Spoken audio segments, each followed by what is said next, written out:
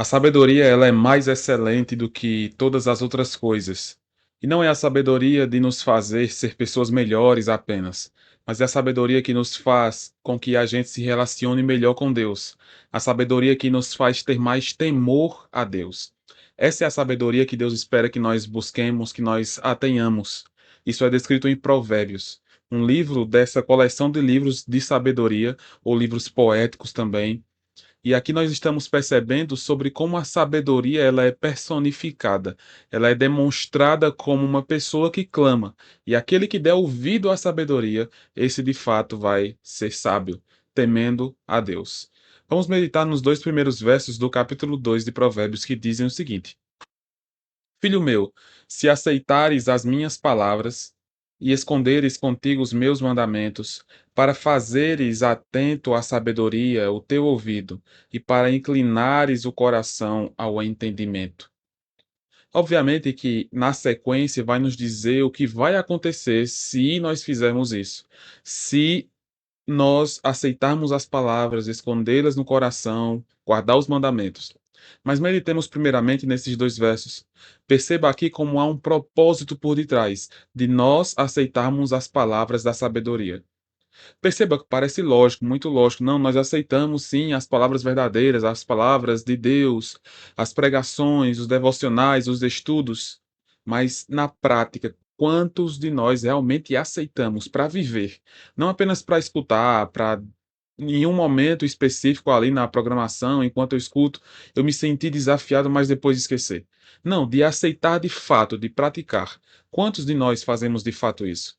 E a sabedoria nos chama a de fato aceitar as palavras. E esse aceitar não é aceitar de maneira passiva, não é aceitar simplesmente concordando com a cabeça, mas concordando com o coração e com a vida como um todo, concordando com as atitudes que nós devemos ter. A continuação do versículo ainda nos diz, do versículo 1 do capítulo 2: E esconderes contigo os meus mandamentos. É ouvir e perceba, guardar, esconder contigo. É aquela mesma ideia do salmo: guardo no coração as tuas palavras para não pecar contra ti. É a ideia de ocultar os mandamentos, de guardar no mais íntimo do ser, que é o coração.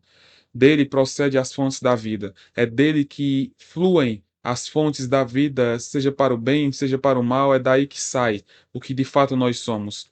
Enganoso é o coração e desesperadamente corrupto, diz o profeta Jeremias.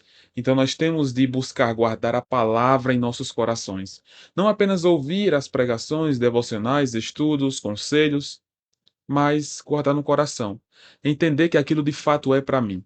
Entender que aquilo de fato é a verdade, é a palavra de Deus. E eu devo meditar sobre aquilo, guardar no meu coração, trazer para a minha vida e crescer diante do Senhor. É isso que Deus espera de nós. Além disso, no versículo 2 nos diz: Para fazeres atento à sabedoria o teu ouvido, e para inclinares o coração ao entendimento. Perceba que é um jogo de frases aqui. Enquanto a primeira frase do capítulo 1, do versículo 1, está igual com a primeira frase do versículo 2, para fazeres atento aos teus ouvidos, porque aquele do primeiro versículo aceita a palavra. A segunda parte do versículo está igual com a segunda parte do versículo 2. Esconderes contigo os meus mandamentos, inclinares o coração ao entendimento. Inclinar o coração ao entendimento é uma disposição que o crente tem de estar atento, sedento por ouvir as verdades de Deus. O cristão não se contenta em ouvir apenas uma pregação no domingo. O cristão não se contenta apenas em ouvir a explanação do domingo. Ele vai atrás. Ele quer conhecer mais o Deus dele. Ele quer olhar na palavra de Deus se de fato é aquilo, como os crentes de Bereia. Ele tem sede de conhecer mais a Deus. Ele deseja intensamente o conhecimento do Senhor. É isso que é descrito aqui: inclinares o coração ao entendimento. Se nós buscarmos inclinar nosso coração ao entendimento, nós seremos com certeza mais sábios, porque nós estaremos buscando o conhecimento por vontade própria, por desejo próprio, com ânsia, vontade de fato conhecer mais ao Senhor. Você tem esse desejo no seu coração? Talvez em algum momento da sua vida você já teve esse desejo, mas ele se dispersou. seja pelas obrigações do dia a dia, seja pelo desânimo, seja pelos desafios da palavra de Deus, que nem sempre são textos fáceis de nós compreendermos. Todas essas coisas nos desanimam uma vez ou outra. Mas lembre-se, o desejo deve partir de nós. Eu quero conhecer mais ao meu Deus. E se eu quero conhecer de fato mais a Deus, eu preciso ler a palavra. Eu preciso estar em contato com a Bíblia. Eu preciso ouvir pregações, ouvir estudos, ouvir devocionais, crescer diante do Senhor, preenchendo minha mente com a palavra de Deus. Você faz isso? Você tem seguido esse caminho? Então, ore ao Senhor e peça que Ele te dê esse desejo no seu coração. Senhor, me dá o desejo de te seguir, de ansiar pela tua palavra, pelo teu entendimento, porque eu sei que é o melhor caminho.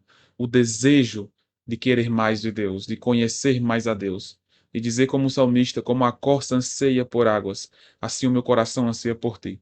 Que todos nós possamos ter esse desejo em nossas vidas. Deus te abençoe.